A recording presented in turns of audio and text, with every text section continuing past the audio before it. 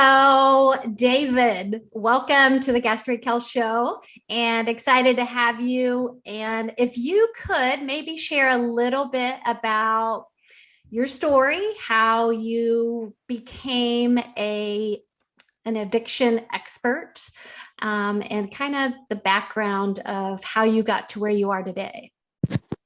Yeah, sure. I'll start in childhood if that's okay, because I think that's where it started for me. Is I used to come home from school and like in the winter, I'd have like hat and gloves on, a backpack, a parka, right? I just run down the stairs. I Mhm. hit the pantry. I grab like 5 bags of fruit snacks and I'd hide the wrappers. And I Oh, couldn't really explain that. I didn't know what I was doing. I just knew I did yeah, it. yeah. It turns out later, my mom ended up identifying initially as a compulsive overeater and then identifying as a food addict. And Yeah. so I think that had a big thing to do with my childhood and just kind of being around that. And definitely, I think I have a genetic disposition to food and sugar addiction. So I think that's a big part of it. I mean, if you shake my family tree, a bunch of addicts fall out. It's just the reality. So Yeah. definitely the genetic piece is really strong. And then um, ultimately, let's see, I always love to cook. I love feeding people. My whole family, they're feeders. They'll like watch you eat. They just want to please you with food. So I think that was a big part of it. So I went to culinary school ultimately, and then I decided that I also wanted to help people. So then I started going into nutrition and I followed a relatively routine nutritional paradigm Yeah. for myself. It didn't really work. I always suffered from cravings. Mhm. But part of my story is that I was on amphetamines for 25 years for ADHD. So it really suppressed my appetite a lot. Oh, So so even as a kid, I wouldn't eat. I wouldn't really eat during the day. I would like eat for three adults at dinner, but like I wouldn't eat much during the day. yeah. And I was always a relatively normal weight kid. I ate a lot of carbs and brown food and things like that. So I went to culinary school. Then I was sort of on a whim. I decided to apply to get my master's and do a dietetic internship. Hmm. Um, and I just thought that that would help me help people better. Right. And so I went through that program. I ended up in Ohio State and I did the program there. And then I was working initially in an ICU. I was helping people really with enteral nutrition support, tube feeding, Yeah. parenteral nutrition, feeding people in their veins. And I really didn't find the work rewarding, mainly because I wasn't interacting with people. Most of them were on the ventilator. Oh, yeah. Yeah. And then I actually I was in New Jersey at the time and wanted to find my way back home Yeah. to start the process of raising a family. Hmm. And I moved back to Boston and started working in a bariatric center, um, and helping people get prepared for bariatric surgery. Right. And I think that's when I was finally given the opportunity to work with addicts, Yep. whether they knew they Mhm. were or not. But that was really the part of my job that I loved the most, was Yeah. really being in the trenches and helping people realize what was going on for them. And Yep. then as a result of that, I've started my own personal recovery journey. And actually my own personal recovery journey actually started when I stopped working there. Yep. And that was the impetus to kind of take a look at my life and Mm. change a lot of things. And Mhm. that pretty much brings me up to speed now, where I run a addiction community online, which is called Sugar Global, and it's a community-based platform. We run groups and things like that, but we're really Yeah. helping people get in on the ground floor so they can build a life that they love. Yeah. Which is, I think, a big piece in healthcare that is missing. Yeah, No one is really addressing this piece. We all have to eat. We all have, histories that people created behaviors for us as children, that we had no say in. It was just kind of developed. And so here we are as adults, um, trying to deal with where we're at, and how do we get out of life what we're wanting and still feel like we can eat, still feel like we don't have to follow a diet, or whatever you're hoping for. You get kind of confused. It's so confusing because no one's really talking about food addiction really is real. And maybe this is a small piece of what you're missing in your healing part after weight loss surgery. Right. We say it's the elephant in the room, right? It's that thing that's in the living room that you're like walking around all day, Yep. but no one's talking about it. Yep. I agree. I mean, you just think about, I mean, I still work at a bariatric center, and our break room is no different than any other break rooms in America. Sure. And, but it's like, here we are the experts. We are supposed to be the experts. But yet people bring in donuts, people bring in cakes and all this stuff. And, you know, surgeons walk in with their Diet Cokes or their regular Cokes and Mountain Dew. But yet, because they don't have obesity, there it's not a problem. Right. But, At least not on the outside. So. right. Right. Little do they, right. Yeah. And that's because no one's really talking about this. So I think, you know, how do you define sugar addiction? Well, it's a hard question to answer. There's a couple things that we can use. We can take a look at the substance abuse criteria that the ICD10 puts out and the DSM puts out. And so there are some characteristics that help people diagnose substance abuse disorder. Okay. Some of them are things like use despite consequences. Like we continue to use even though it starts to complicate our life. Mm-hmm. Consequences could be on a physical paradigm. They could be like affecting our body, affecting our weight. They could be on an emotional paradigm. Mm-hmm. They could be on a social paradigm. They affect the relationships that we have. Like, do you have any relationships in your life that have been impacted negatively by the way that you continue to use or abuse food? Yeah. That's one way to look at it. Withdrawal or tolerance, right? Mm. Do you need more than you needed before to get the same effect? Mm. And then withdrawal is what happens to you physically, psychologically, emotionally when you stop using. Yep. Right. I met with a 21-year-old person yesterday, and who was kind of on the fence about this whole thing. Okay. And yeah, she's had like 7 or 8 active symptoms and she's 21. There's a total of, I think you can rack up a total of 24. Okay, so, name some of them. Some of the symptoms would be like have you given up some of the social parts of your life so that you could use food instead? Mm. Have you eaten more than you intended to? Have you eaten for longer than you intended to? Have you continued to use sugar even though a medical professional has urged you to do otherwise? Yeah. Those are like a few of them. Okay. So and the symptoms as they accrue, they don't go away. Yeah. Right. They're either dormant or they're active. Yeah. So if you enter a period of recovery or dormancy or abstinence, really, from the substance, the behaviors may subside, but when you return to active use, the symptoms return. Yeah. Then they don't come in a staggered way. They'll return all at once. And would you say stronger or? Yeah, I mean, you know, people have sayings. They say like, "Oh, the disease is in the parking lot doing push-ups and things like that." You know, to kind of symbolize that, like, even though you're not using, the disease is still progressing, which is true.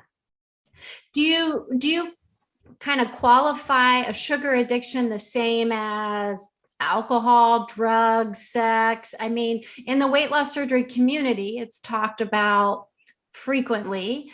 Transfer of addictions. Sure. That's why we see so many alcoholics after they're just taking their food addiction and they're transferring it to alcohol or shopping or sex. I mean, how do you differentiate, or is there a difference? Are they all the same? I look at it like it's an outlet. So if I'm a sugar addict, my outlet is sugar. Mm-hmm. If I transfer to alcoholism, then my outlet is alcohol. But the addiction doesn't change. It's just the substance and the behavior changes. Yeah. So we say one disease, many outlets. So generally speaking, most addicts have multiple outlets. The reality is that they just don't see them until one of them goes away, and you kind of end up playing a little bit of whack-a-mole. Yeah. So, and then you see it like in the alcoholic community or in the drug addiction community, you see what appears to be of transference from alcohol and drugs to sugar. Okay. right? Yep. But in reality, it was likely a transference from sugar to alcohol to drugs back to sugar. Yeah. And so I think part of that is society norms. Around. Um, yeah, it's normal for you to be able to put sugar in your coffee and have a donut and whatever. I mean, and look at like you were talking about break room culture, things like that. Yep. So it's normalized. It's not normal. It's become normalized. So I think, yeah, we have to assume that disease is the same. It's just that the substance changes. Is it common to have multiple ones going at the same time? Are most people going to have like 3 or 4, or is it usually like 1 or 2 or 5 or 6? I mean, how many addictions Yeah, are common? it depends. I think a lot of people have addictions that they don't realize they have, Mm-hmm. because they're in the background. Like I haven't had a drink or sugar in 4 years. And Mm-hmm. so I realized I did a training recently to advance my own skills, in working with addicts. And I realized, well, work and screens are definitely a thing. So, Okay. right. So I wasn't aware of that until like 3 months ago. Okay. So, so I thought I had two, and then there's two more. Right. Mm. So I think we, you know, un, you know, Yeah. uncover, discover, discard, right? So we kind of it's a process. Yeah. As we let go of one, we realize, oh, this seems to be coming up for me too. Yeah. At one point I was drinking about 3 cups of coffee a day Okay. and caffeinated, and I realized that though that isn't all that much coffee, Yep. considering some people drink a lot more than that, it Correct. was it was addiction to me in Yep. that I was seeking more, Yep. right? For no other reason than to seek more. Yeah. So I got rid of coffee. So as we learn about these things, we come to the awareness, and then we can start to act on the awareness. Yeah. But I think the awareness piece is huge. Yeah. Coming to terms with, I might need some deeper work. Because I mean, if we talk about kind of go a little more upstream of what's happening, the reason why addiction is such an issue is what's happening in the brain, right? Sure. So maybe explain, why someone would need these outlets when they have whatever happening. So there's a couple different models to try to explain this, and we believe in the biopsychosocial model, right? So what that means and also we also believe that addiction is a primary illness, which Okay. means it comes first. Okay. So addiction isn't a response to trauma, in my Okay. opinion. Yeah. It's not that something bad happened to you and you became an addict to handle something that bad happened to you. I Okay. believe that trauma could exacerbate addiction.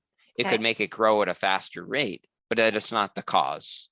Got it. So, it's not like me having learning disabilities as a kid turned me into an addict. Like, I don't believe that. I believe that I was born with a very special brain, and Mhm. given the circumstances and the environment that I was raised in, it gave me, it perpetuated me to become over time an addict. Got it. So I think that's really important because it takes the shame and the blame away. The other thing I think we really need to look at is this biopsychosocial piece, which is addiction affects me biologically. It affects my physical body. It Yep. affects the way my brain operates. It affects on a chemical level. Yep. Socially, it affects my relationships. When I interact with another person, that's affected by the nature of my disease. Yep. Psychologically, it affects the way I think and it affects the way I feel. Mm-hmm. And it affects me spiritually. It affects the way I interact with the universe. Yeah. Whatever that spiritual means to you, addiction will affect that, right? So those 4 pieces. But I think it all comes down to the brain. So there's essentially these 3, you can break the brain into like these 3 main evolutionary parts. Okay. You have the brain stem, which essentially connects your brain to your spinal column. Mm-hmm. It's responsible for basic life function like heart rate, blood pressure, temperature. If you don't have a brainstem, you're not alive. It's very, very basic. Yep. It's just It's just literally keeping you alive. And then you have this thing called the limbic system. Your limbic system, your reward center is found in your limbic system. So it's responsible for like emotional regulation, and other survival aspects, but not life-sustaining survival, more like shelter, sex, hunger, things like these life processes that you need in order to sustain your life. Yeah. And then we have this amazing part of our brain, which is called the prefrontal cortex. It sits in our forehead, which is why we have a forehead, right? And that enables us to like solve problems, have a sense of humor, manipulate people and environments to get what we need.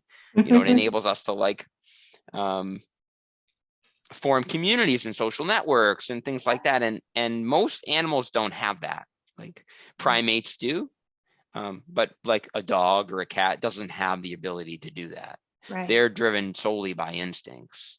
Yeah. So the problem is if your reward system is hijacked by addiction, then you don't have full access to this advanced higher portion of your brain. Yeah. So I'll be like in my car on my way to go to the store to get drug food, while my prefrontal cortex is telling me, Dave, don't go to the store, but I'm on my way to the store. It's just more primal. Yeah. It's more survival based. So it's as if the brain perceives me not getting a fix as a survival threat. So again, I think it helps us to release some of the guilt and shame associated with why are we doing things that we don't want to be doing. Yeah. It also explains why willpower won't work. Right. Because we can't, willpower is in that advanced part of the brain. We can't access it. It's inaccessible. So we have the thought, but it's as if we can't act on it. Yeah. Which is the conundrum. Right. So how does one override those instincts to do something that they really don't want to do? I think one of the biggest pieces is community. I think that people need to be in an environment that supports them to do hard things. Okay. We've all done hard things, right? Yep. Like I got off of 25 years of prescribed amphetamines. Like, was that easy? No, it wasn't easy, but I did it, right? So I think being in an environment where people accept the disease and are working towards repairing their life one day at a time, I think that's part of it. I think there are things that we can tell ourselves that are really simple and quick that can kind of tap into that reward system, like things like just not today. Like my mentor says, like she has a thought about a certain food or a certain behavior, and she says to her brain, not today, right? So we have to come up with these simple things that can kind of sink into that part of the brain, that can be simple reminders. But I think the other thing is that we can actually repair the brain. Like we can create new pathways that are different. And how we do that is by doing things over and over again. So earlier I was talking about how you can't really think your way out of this one. Yeah. You're going to have to act your way out of it. And so just by doing these simple behaviors over again and being around other people that are doing the same kinds of behaviors, not necessarily the exact same thing. Yeah. It helps us to mirror it, to mimic it, and we're not feeling like an outsider. We're not relying as much on willpower because it's in our environment now. People are like, we can normalize recovery. Yeah, absolutely. Which is awesome. Absolutely. Yeah. Yeah. There's a free kind of some freedom that comes with that. Like you're saying, you take away the guilt and the shame that you feel like it's all you're doing or all your fault, when in essence, it's just how you're made. It's just your genetics. It's your environment. I think that if we go back thousands of years, it served a purpose. Mm-hmm. I really do. I feel like these were the kinds of people that were going to survive. Yeah. They were hardwired for survival. Right. And I think eventually evolved with the introduction of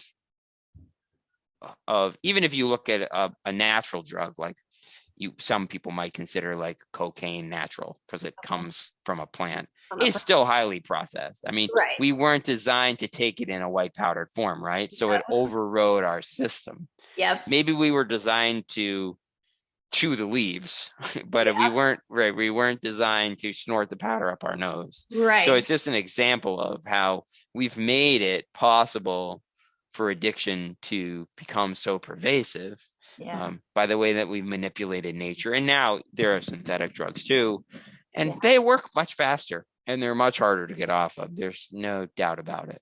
Yeah. So if we talk about sugar, I mean, what would you kind of explain what is sugar? That, I mean, is it an all or nothing? Like when you say you are addicted to sugar, sugar is your poison. What is this, an all or nothing? I can never ever have honey. I can never have an artificial sweetener. I mean, how does that look to one who does have food addiction? So the reason I use sugar addiction terminology is because I think it makes sense to people. Whereas when you say food addiction, people kind of get a little confused in terms of like, what do you mean? I'm like addicted to broccoli. And like, so they're thinking like, well, no, I don't have a problem with broccoli. I'm not a food addict. No. Right. But generally speaking, you might hear terms like processed food addiction, sugar addiction. So that's the reason I use the term sugar. And so what I mean by that is that, so actually Eric Clapton did this interview on, I think it was on 20 Minutes or 60 Minutes rather. And he was interviewed and the guy was like, so your first drug was heroin? And he's like, no, it was sugar. And he basically says, and he defines a drug as being anything that changes the way that you think or feel, which is really powerful coming from someone like Eric Clapton, who's, I mean, he's, his addiction story is long. So, and he's a public figure, so him coming out and being like, no, I was addicted to sugar at the age of 5. And he was talking about that he would do anything to change the way he thought or felt. Right. And I think that's a lot of addicts would identify with that piece. So is there something that you take that changes the way you think or feel? In terms of addiction, there's sort of two approaches. Some people approach it from a harm reduction model, which is a model which says like, let's minimize the damage that we're doing to ourselves. And then you have folks that come at it from an abstinence model, whereas we need in the brain to heal, we need to remove the drug. So I'm definitely from the abstinence camp. So, and the people that find me know that. It's very clear when you come to my website or you listen to me on a podcast that I believe that if we put the substance in our body, that we will undergo the phenomenon of craving and we will not be able to stop. So that's been my experience. It's generally speaking, my client's experience. But it's selection bias. The people that find me want to have abstinence. And so you ask questions about, so like, I look at artificial sweetener kind of like it's methadone of sugar. So I have no problem with a heroin addict who uses methadone or some other prescribed medication to get off of heroin. I think that's fantastic. The perspective for me is that is the point of the drug to be temporary or is it to be long lasting? Right. So if we need to use sweetener in order to get a thrill so that we can get through our day long term, it can become problematic. If we're using sweetener as a crutch so that we can get off of sugar for a period of time and then work towards getting off of it, if we feel like there's some level of attachment to it, then it's useful as a tool. So each person is different. Now, some people can't eat certain things. Some people can. So I think we really need to be able to ask ourselves, like, in this situation, what would be best for my highest good, right? Is it me? For instance, if someone's having a really hard time getting off sugar and processed food, we might, in the short term, encourage them to eat more natural foods above what they normally would consume, even more carbs than they would normally consume in order to help them get off the processed food. So I don't have a problem with that. Like if someone needs to eat more fruit while they're detoxing off of sugar, who am I to say that's bad? Right. No. That's totally resourceful and helpful. Yeah. So I think we kind of have to find this position where we're okay with what we're doing, and also understanding that that position could shift and change. Yeah. Right. Like I realize that I have an issue with screens. I run an online business. Yeah. I need screens in my life. Right. So, Right. so how do we look at those addictions that we can't run from? Like, I mean, I can put the foods down, but I can't like not have a screen. Right. I can't function in the modern world. No. So, Right. what do you do with that? So how do we find that balance? Yeah. That's a challenge. It is. Are there things that you have found that are more effective than others, or is it In terms very of individual on managing that? Like for you, the screens, there is no so way I out of mean, it. I can set a commitment to not work after a certain time, and I can get rid of screens from that time of the day. I can sort of make boundaries for myself that work around, like I won't be on screens around my kids, and I won't have my screen at the table, things like that. Yeah. Do you do it from time to time anyway? Yeah, of course you do. You know, but that doesn't mean you failed. No, you just kind of, well, process addictions are funny because it's not like you've taken a drug. No. It still lights up your brain. So I think you just have to find this place where you're comfortable and you can nurture your own growth, and as opposed to beating yourself up for making a mistake, because it's just part of life. You're going to screw up from time to time. Yeah. And I don't want to normalize relapse either. No, right. Right. So fine line. Right. And because if you look at Prochaska's like model for change, a pre-contemplation, contemplation, preparation, action, maintenance / relapse. Like, I don't like that. The relapse is right there, because I think that it normalizes it, and it's not. You don't have to relapse. No. But it's what you do when you're in that position where you find yourself that you're slipping back. Mm-hmm. Because a relapse doesn't start with a drug, it ends with the drug. Yep. So once you've relapsed back into your substance of choice or no choice, you're back in active addiction. Yep. And that's why I don't align with harm reduction. It's because it seems like in my eyes, it might put you in a constant state of relapse. That process of getting back to the drug. Right. It's always there. There are people that work with harm reduction. There are people that have great success with it. It's just not me. Right. If someone comes to me and wants harm reduction, I know who to send them to. Okay. Yeah. Because I'm not comfortable working with the model. Yeah. Yeah. Well, and I think that's the opportunity that people have. They have to find what works for them. Exactly. And you have options. And if one doesn't work, you might need to try the other approach, so that you get the help you need, so that you can find balance. And I think it can also be a bridge. Yeah. Like, there's no problem with tapering. Like, that's what they do in the medical community to get people off of substance. Look at what happens with the baby that's born from a mother who's on opiates. They literally have to taper morphine.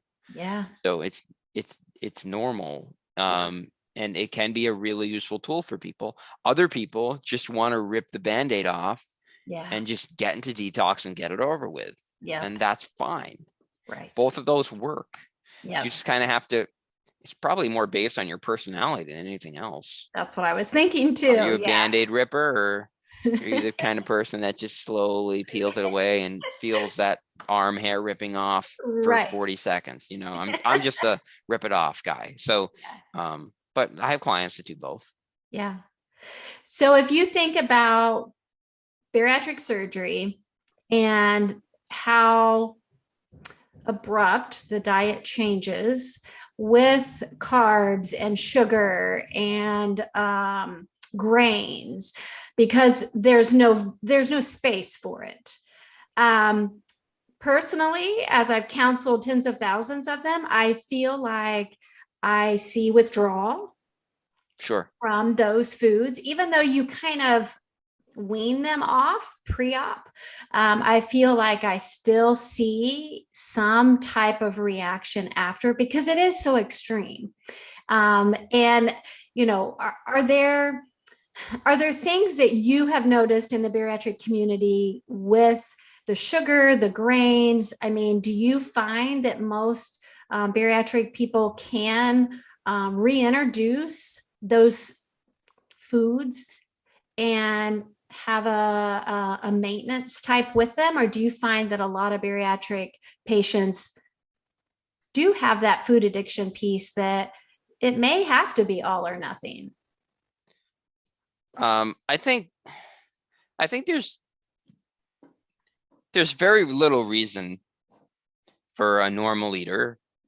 I hate the word normal, but someone who clearly doesn't have a pathological eating pattern with food that's detrimental to their own preservation, to need bariatric surgery, right?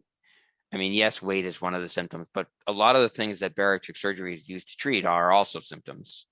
High blood pressure, diabetes, those are all corresponding with metabolic syndrome and obesity, right? Yep. I find that there is no reason for a human to need certain foods. Okay. From a biological standpoint, right? So people can survive without carbohydrates, as an example. People can survive without grains, as an example. People can certainly survive without sugar and processed food, right? Yeah. That thrive even. So, it's not my job to tell you that you're an addict. That's not helpful, right? Right. I think there's a lot of stigma associated with addiction, and that's something that might take someone some time to come to terms with.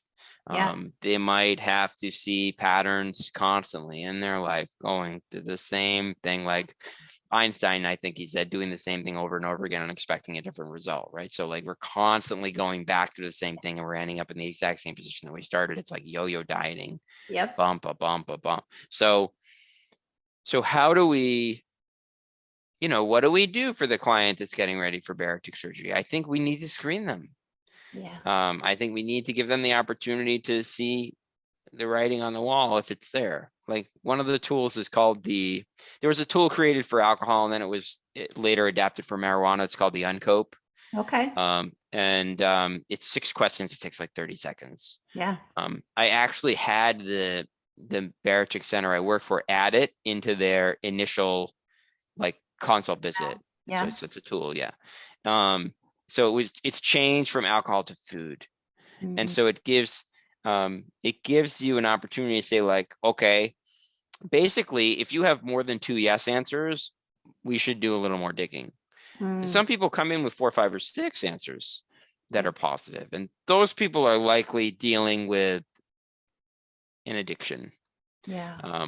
Whether they want to believe it or not.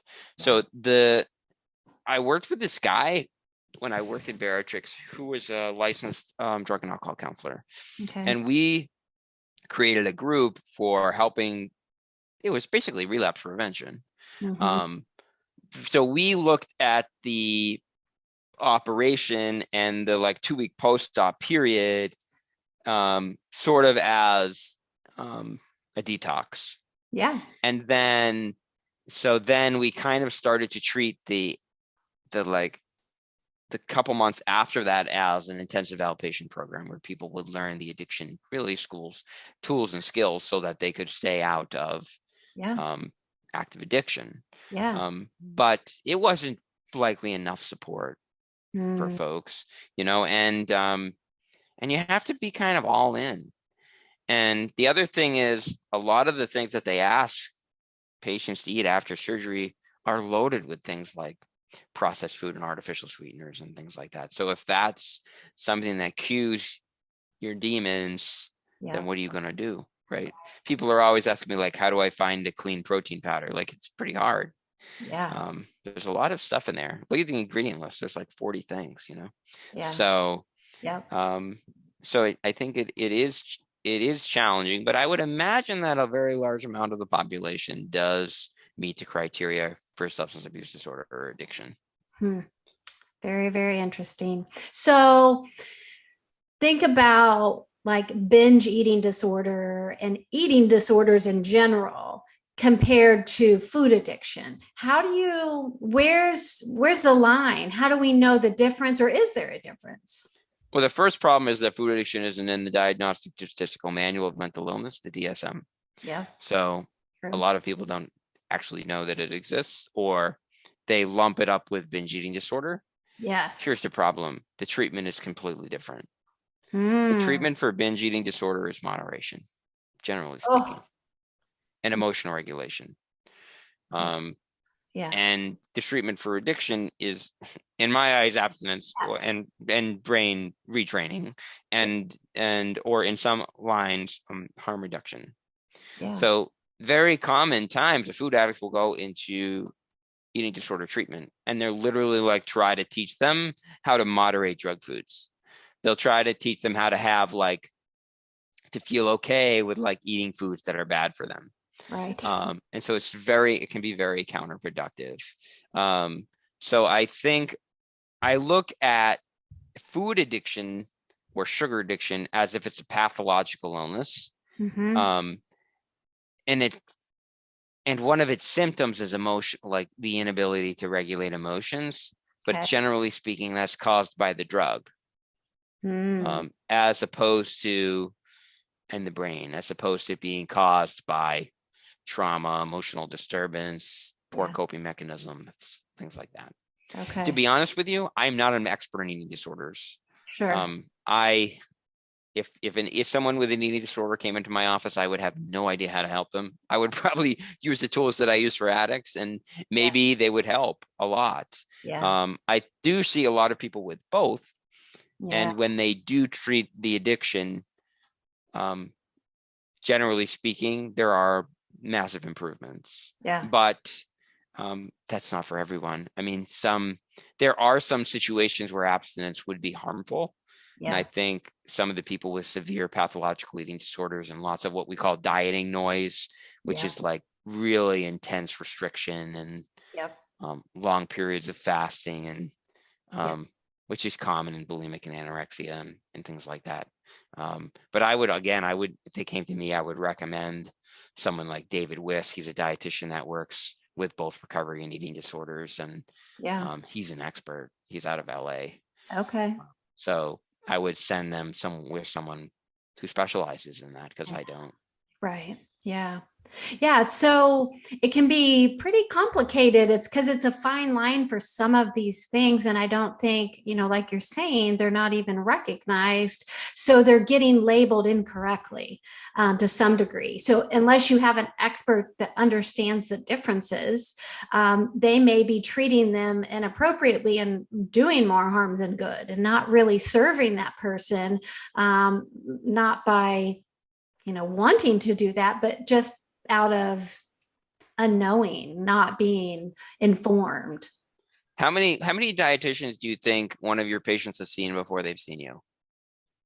How many dietitians has a patient seen before they've come in? 0 to 1.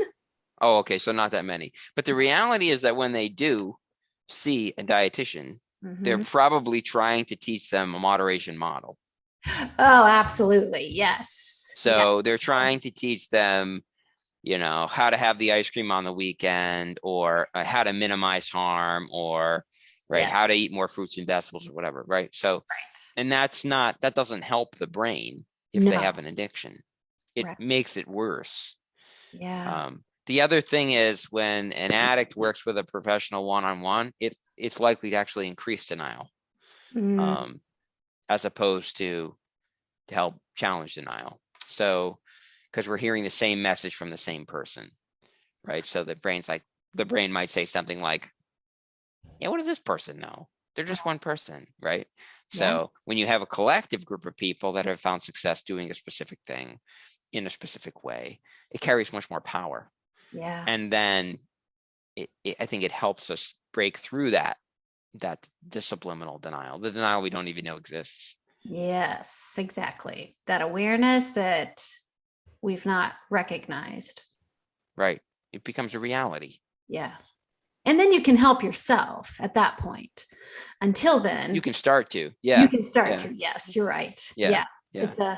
I'm sure it's a long journey. Because there are people that know that they're addicts, but they can't stop using. Or they don't want to stop. Do some people just? I think there are some people that want to stop. And they just can't. And they can't. Yeah. And the disease is progressive. It just gets worse. And yeah, it just gets harder and harder and right. harder and harder. Yeah. Yeah. Agreed. I think it's just complex in the obese individual, because I think there's many factors that can play a role. How they got there. I mean, society in general has done a poor job at building these people up to give them confidence to want to change. So I think, we've not done them any service.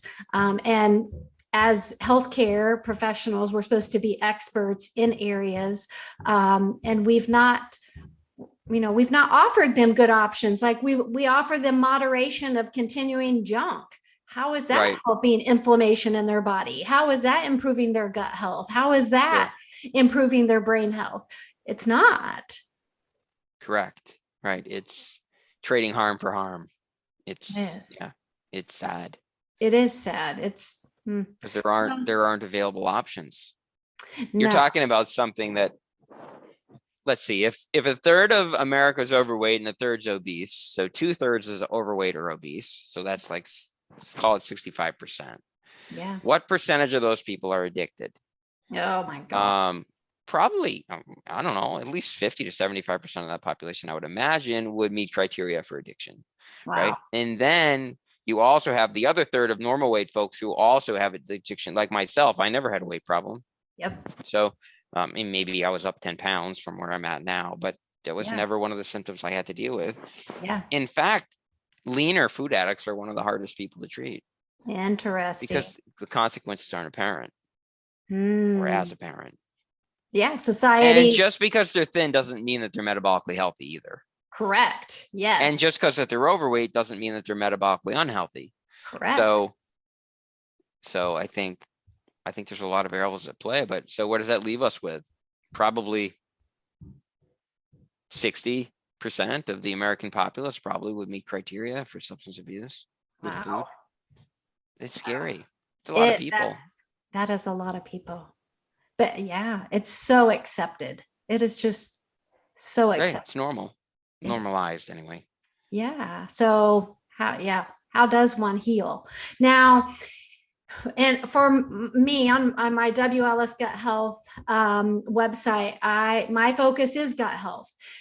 When you get down to the biology with, bariatric patients, we are altering their digestion. We are altering their gut microbiome, some ways very, very positive. And then depending on how that patient continues with their food choices and their lifestyle and community and socialization and all that, kind of determines what happens to that benefit with bariatric surgery. Do you find that biology in general, working on gut health, because we know that the, gut and brain communicate, is there value in helping someone, even if it's short term or small? Is there benefit in helping them address getting their gut health in a better place? Is there benefit in terms of their addiction, you mean?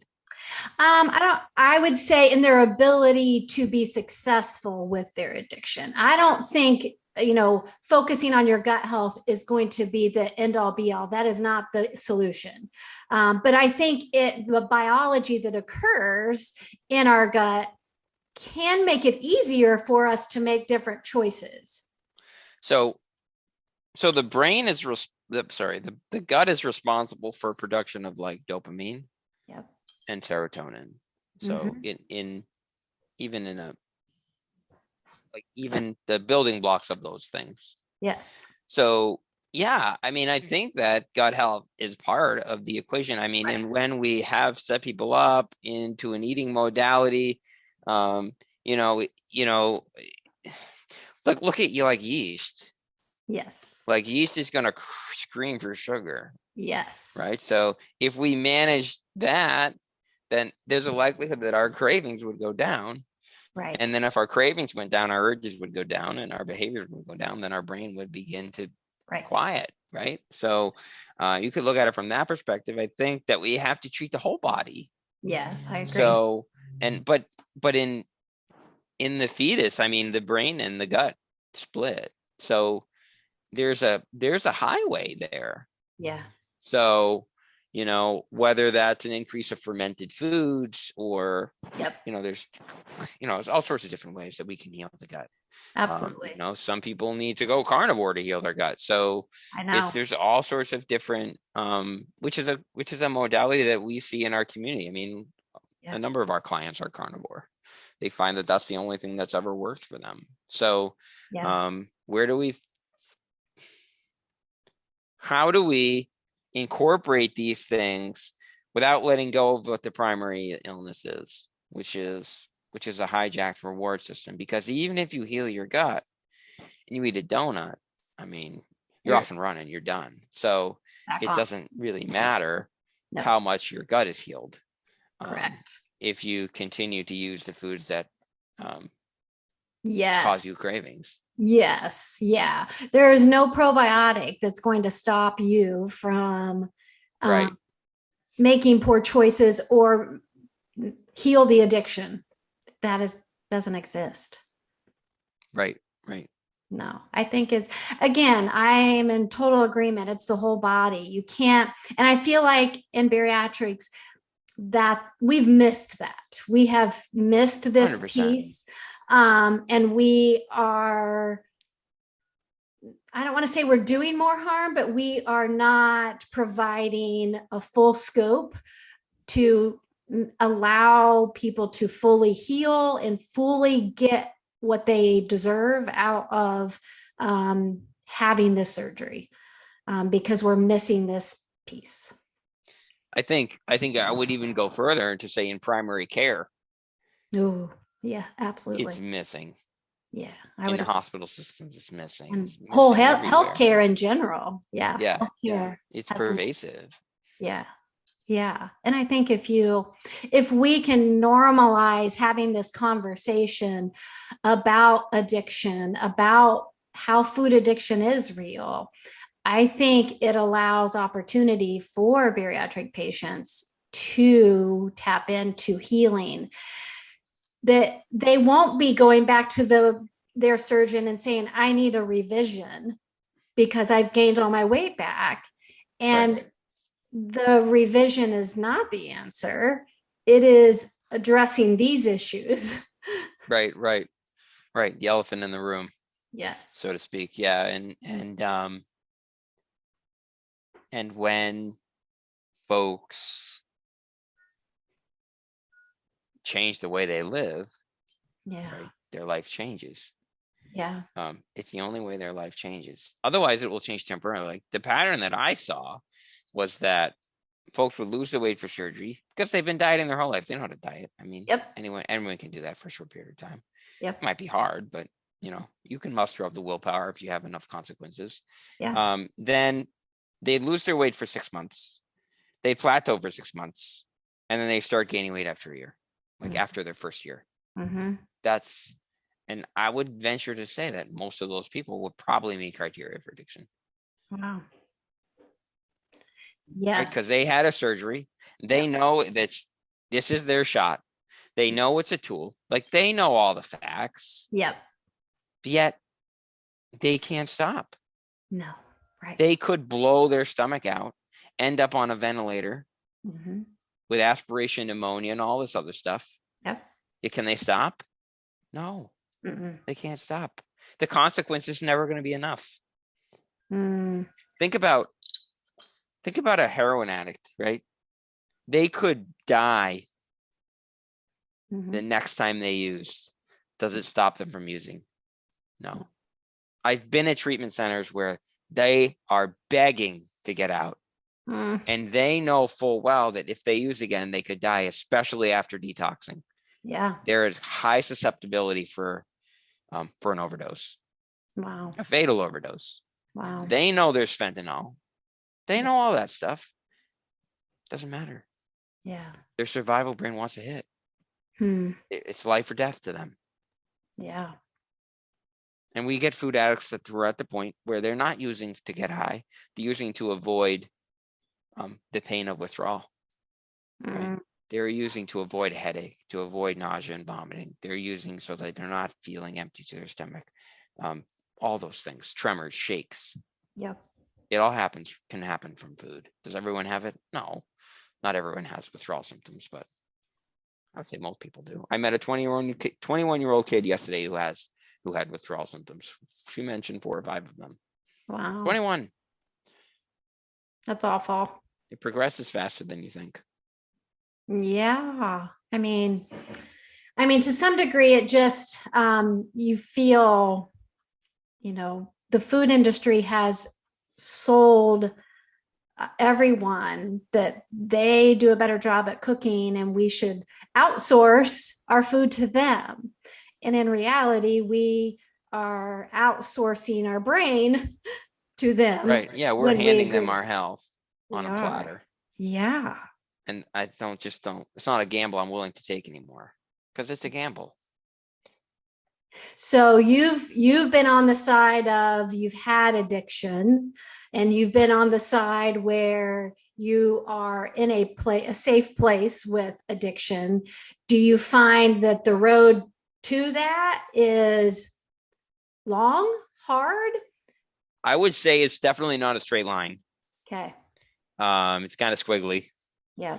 I think we expect it to go, from the bottom of the graph to the top of the graph, from the bottom left corner to the top right corner, right? As you're looking at time and growth, right? But it's more like kind of all over the place. There's lots of hills and valleys and bumps and circles and loop-de-loops and that. So I definitely think that life gets lifey. You're going to have sick parents and sick kids and maybe your kids are going to have learning issues. All that stuff is going to affect your recovery, right? The time that you used to spend recovering is going to have to be ciphered off into all this other stuff that life is going to throw at you. So I think that's true. I'm not past addiction. I'm just as susceptible as anyone else to going back out. It's just a matter of, am I willing to do the things that I've done on all my other days since I've been in recovery to stay in recovery today? Yeah. Right. And I think you get to a point where the routines that we have, which seemed like work, they become rituals, right? So they actually imbue meaning into our life. Yeah. Like, I don't have to pray, I get to pray.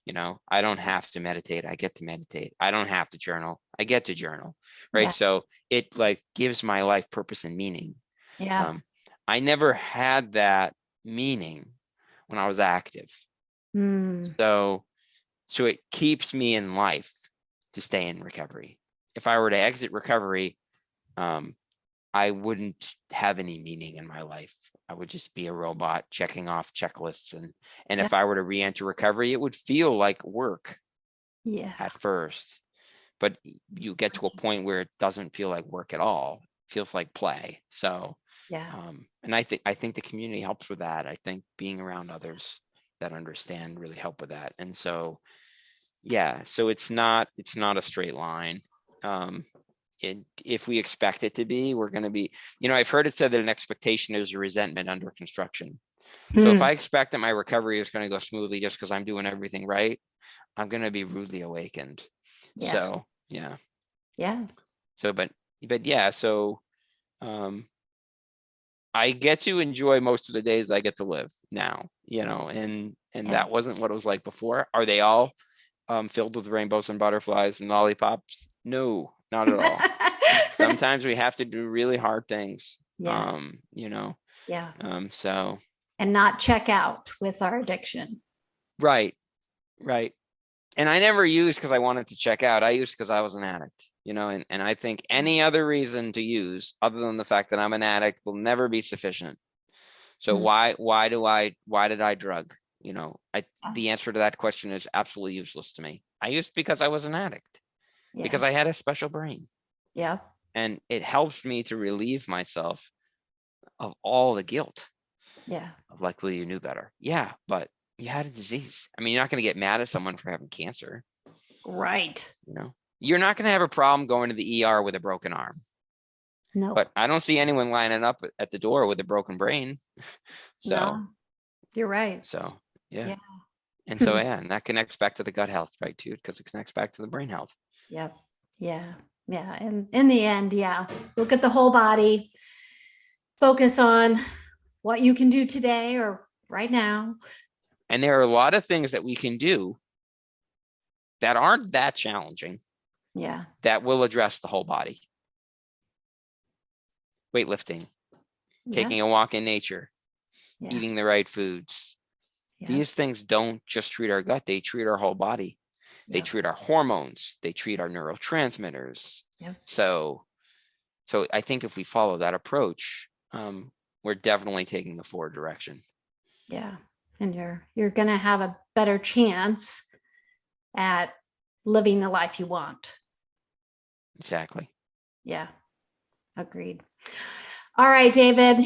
Awesome info. How can people find you? I know you do a weekly group, and then you have programs. How do we have a group every Thursday at 4 p.m. Eastern. That's public access. Anyone can go. And in order to get the link, you can just sign up for our newsletter, and you can also grab our new Craving Crusher ebook at sugarxglobal.com. So that's a great way. We also run free educational events. So we actually have a 5-day challenge coming up on January 10th, and that will give you the opportunity to interface with people who identify with cravings and they want to crush them. And it will give you really an experience to take you through, to give you the tools and resources that you need to crush your cravings, along with the three of us, myself and my two colleagues. And we run the challenge. We coach you through the whole thing. And so that's awesome. And we have a community, and that's also sugarxglobal.com. You can get the information and access to that, because that's where people are changing. They're changing in that platform, and it gives you the opportunity to interact with all these other people that have the same goals and aspirations that you do. Yeah, which is a beautiful thing. Yeah, agreed. Yeah, I think that's awesome. You guys have this whole program, and you have a way to interact socially, because I feel like that's a huge piece. It is a huge piece. I mean, what if you could have a platform off of social media where you don't have to look at flashy, shiny things, where the focus is just on repairing your life and getting yourself back on track and staying there, and and all the things that really we've talked about today. And there's no white noise. There's no pretty pictures of food. There's no recipes that you need to look up. And, it's distilled. Yeah. It's just distilled medicine. Yeah. Which is awesome. It is. And you also have a website, right? Sugarxglobal.com. I started a business a long time ago, but it's kind of phasing out just because I'm finding that people don't make progress one-on-one, really. So I've stepped away. I'm stepping away from the one-on-one work, and we're doing the group work, because that's where people are really changing. That's awesome. I like that. That. Because it works. The one-on-one work is, it's challenging for the end user, and it's challenging for the coach. Yep. It's a lot. It's a lot of effort. And when you put someone in a group where a bunch of people want to change and reach towards the same goals, it's synergistic. It just happens. It's just like clicks. That's like awesome. A machine. So, yeah. Do you find, are your groups pretty big, or are they small groups? So the Free Thursday group can pull anywhere between like 40 and 100 people. Wow. But the small groups that are in the community, I would say they're relatively small. They're definitely less than 30. Wow. Some have 15, some have 20, some have 25. Yeah. But yeah. A good place to be. Definitely. Yeah. Yeah. They're intimate for sure. Yeah. That's great. Yeah. Awesome.